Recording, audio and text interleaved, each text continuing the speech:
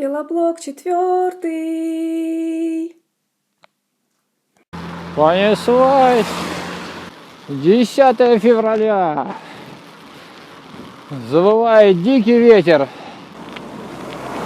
Ох ты, ёб твою мать! Вот этот пидорас! Конченый дебил! Такая дура! Сучий потрох! Дурак! Страву-то я не включил. Страву-то. И фонарика не включил. Ах ты, ёптить. Дурацкие контакты.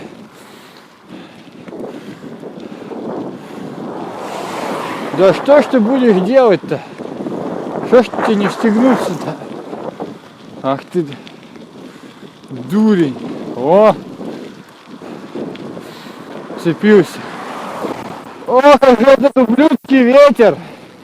Ох уж он мразь. Ведет себя как чмо. Едешь по асфальту 23-24 километра в час.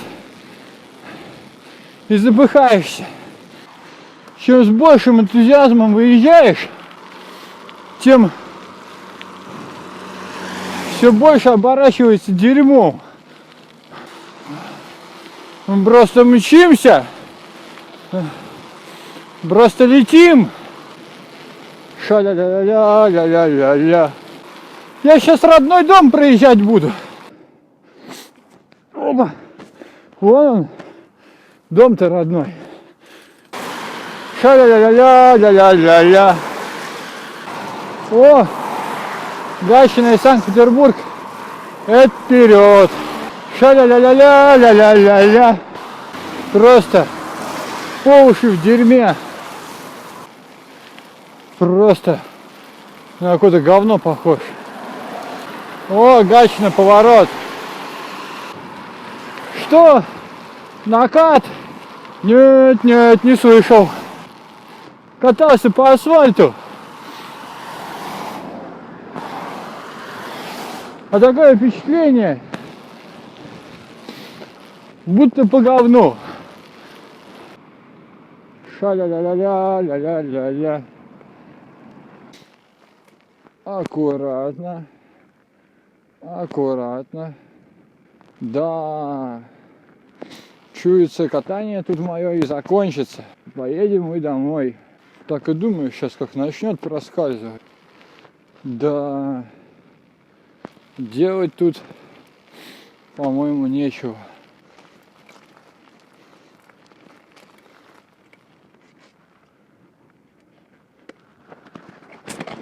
Ай, сука!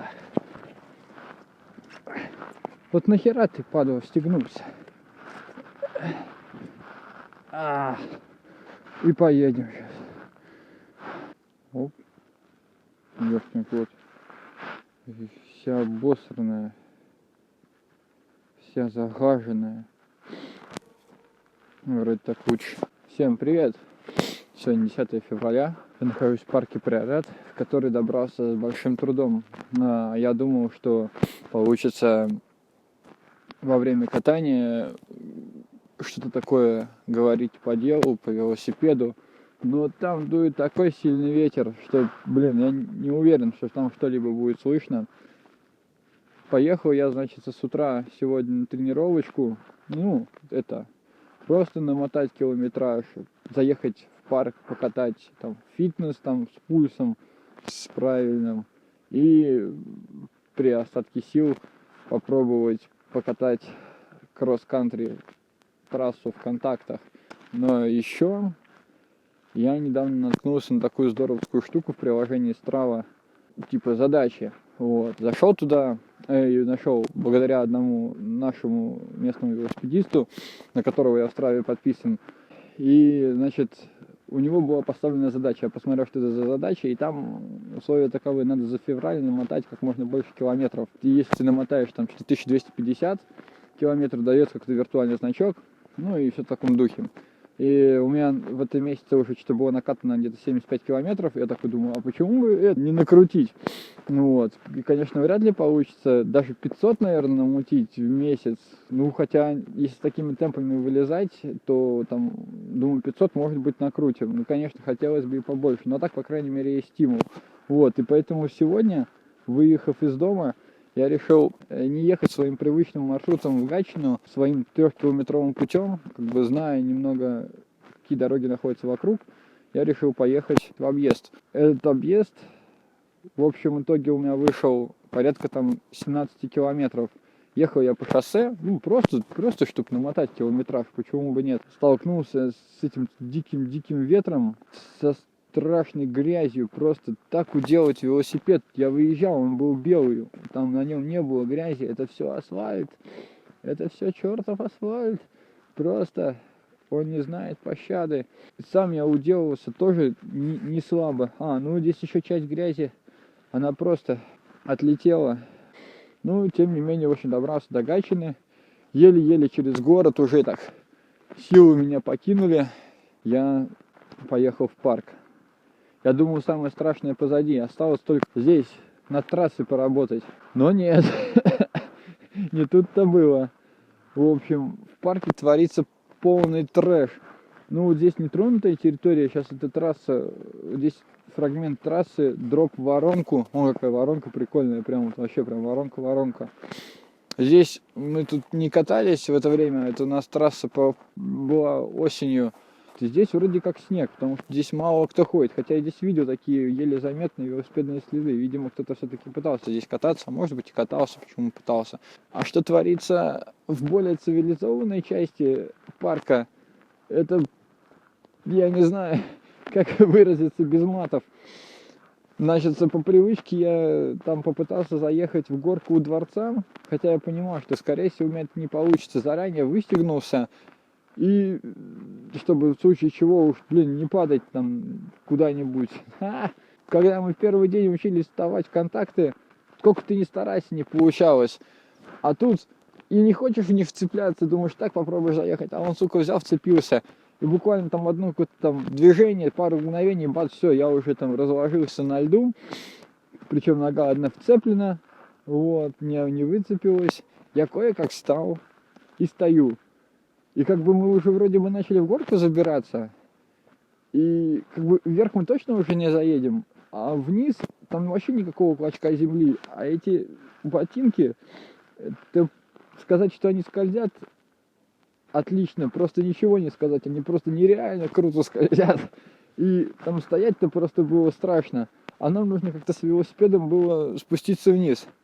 У меня был вариант взять, бросить велосипед вниз, пусть он тебе катится, а мы там как-нибудь тоже там на жопе, там, на корточках соскользнем. Но нет, я, в общем, последовал примеру одного мужичка, который забирался вверх. Он по какой-то грязи, там, по каким-то листьям, по какому-то говну, в общем, смог добраться на вершину.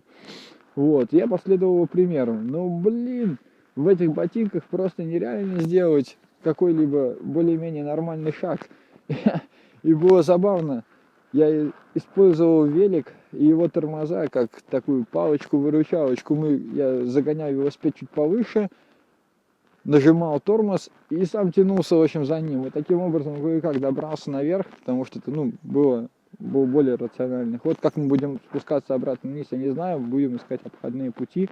Ну, в общем, судя по тому, что я увидел, я понял, что кататься я сегодня нормально не смогу. Так, что еще хотелось бы сказать?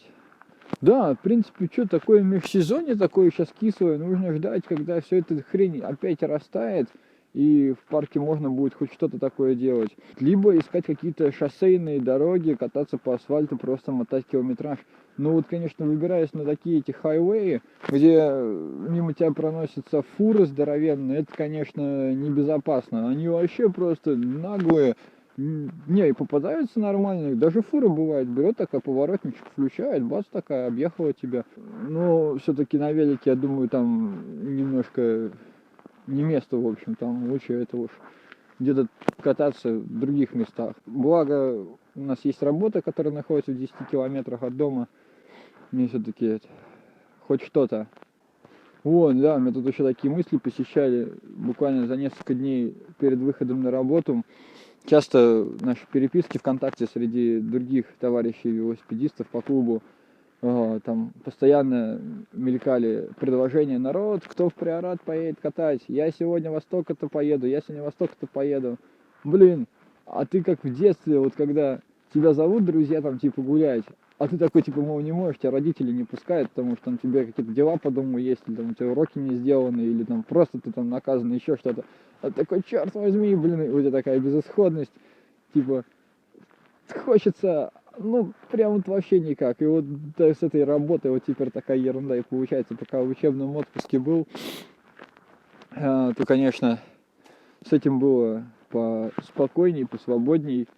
Захотел, поехал, захотел, не поехал, так вот встал. А теперь приходится все это совмещать с рабочим графиком. И я надеюсь, что скоро светать будет уже в районе, ну, там, 6 утра, вот, потому что я в том году практиковал такую штуковину, что мне на работу к 7, и перед работой я выезжал, в общем, на час раньше где-то примерно обычного времени, и, да, выезжал из дома пораньше, и, в общем, мне удавалось там пару кружков проехаться по парку, а потом уже ехать на работу. Ну, в принципе, было уже светло. И аналогичная ситуация после ночных смен. Выезжаю в 7 утра с работы, на улице уже светло, и так на 2-3 кружка бывает это. Оставался здесь, и так здорово, и, в общем-то, отличный выход. То есть, и ты такой уже доволен, такой приезжаешь и ложишься спать. Ну и перед работой, на самом деле, не сильно устаешь, там, что там тебе 2 круга, там, 10 километров лишних проехал. Вообще здорово, как бы замечательно, и прогресс не стоит на месте. Ну и сейчас как бы февраль, соответственно, еще в это время пока темно, хотя осенью были у нас безумные вылазки, хотя сам бы я на такое бы не решился, кататься с фонариком, причем вот по всей этой хрени, по всем этим спускам. Ну, благо, что ты участвовал в строительстве этой трассы, прокладывал все эти дорожки, ты как бы, в принципе, знаешь здесь вроде бы все, поэтому с фонариком здесь ездить более-менее безопасно. Ну, хотя были такие моменты, что ты какой-то спуск спускаешься, и только вот уже, когда ты доезжаешь донизу, ты только вот видишь как бы точку вот выката, что-то в этом роде. Незабываемое впечатление. Ну, хотя первое время мне было больше страшно, что там какая-нибудь мертвая девочка из колодца вылезет и замочит меня. И какие-нибудь там маньяки будут бегать там с бензопилами. Это в плане того, что там ну, просто темно, ну как-то это... Все это хрень. Да, поэтому тренироваться хочется, нет возможности, что делать. Сейчас к сезону нужен будет стоять выбор. Нужно, в общем, переходить будет на летнюю резину, а ее у меня нет. И сейчас сижу, ломаю голову, какую резину покупать, так как в связи с кризисом не могу себе позволить купить Рокетрон, швальбу кевларовую, которую я в том году брал за 1900 рублей за штуку. Сейчас она стоит, по-моему, 2400 на чайнике только, а я за 1900 брал ее у нас здесь, в Петербурге. Замечательная, отличная резина такая, мягкая. Ну, как бы стерлась за сезон, что-то весило 510 грамм. Но у меня появилось такое недоверие к кевлару, то что вот из-за такого маленького веса одна покрышка у меня порвалась вместе вот стыка с ободом, то есть где-то вот в этом месте просто я так как-то посмотрел на колесо, а там камера торчит. Я просто поставил камеру, по-моему, довольно-таки большого объема и накачал от души, потому что у меня тут есть одна такая фобия. Есть одно место, когда я на работе, когда я почему-то не наезжаю, у меня часто там получался змеиный укус, ну этот прокол. И думаешь, ёшкин кот, ну как там можно накачивать, как нужно накачивать колесо, почему? Вроде стараешься, жопу поднимаешь, не знаю, вы так вообще не представляете, каким образом. Ну, всегда стабильно 2 дырки в этом месте было, и я накачал это давление побольше, и, видимо, это и сыграло это роковую роль в умерщвлении, в общем, этой покрышки. Хотя потом посмотрел, на самом деле, и на другую покрышку, которая еще была жива, и что видно, что по этой стенке, где он стыкуется с ободом, что там есть такие протертости нехорошие, и, блин, ты такой думаешь, а не подведет ли тебя вся эта хрень? Ну, конечно, может быть и нет, и поэтому почему-то в этом году я решил все-таки, ну, во-первых, в силу финансовых трудностей и в плане надежности, все-таки взять эту не складную покрышку, а с проволокой. И остановил свой выбор, долго тоже думал, все хотелось что-то взять около вот 500-600 грамм, но в итоге наткнулся на покрышки Continental X King. Да, отличные покрышки, как мне показалось, рисунок такой здоровский, но вес 780 грамм, шириной 2,4 дюйма и 2,2 дюйма 680 грамм. Я такой, да блин, да ни хрена себе. Ну хотя не, она типа позиционируется как покрышка для кросс-кантри. Как бы написано супер-супер. И цена такая более-менее приемлемая. И вот сейчас к весне буду заказывать ее. При этом, да, и буду надеяться, что мы все равно будем на ней рвать вовсю и всех. О, и она нас не подведет. Если так, то, может, в следующем году подкоплю такую же, может, уже возьму кевларовую, будет типа легче. Ну, посмотрим. Ну и решил взять поширше, потому что у меня проблема на виражах. Типа, сюда приходится либо сбавлять скорость, либо притормаживать на поворотах. А думаю, на более широкой резине мы тут вообще, ну, все-таки будем ей больше доверять, она нас будет носить по поворотам замечательно, и наш прогресс в этом деле будет расти, потому что, блин, ну, вкручивать одно, ну, нужно как бы все-таки стараться ездить без тормозов. Много на этом теряется секунд.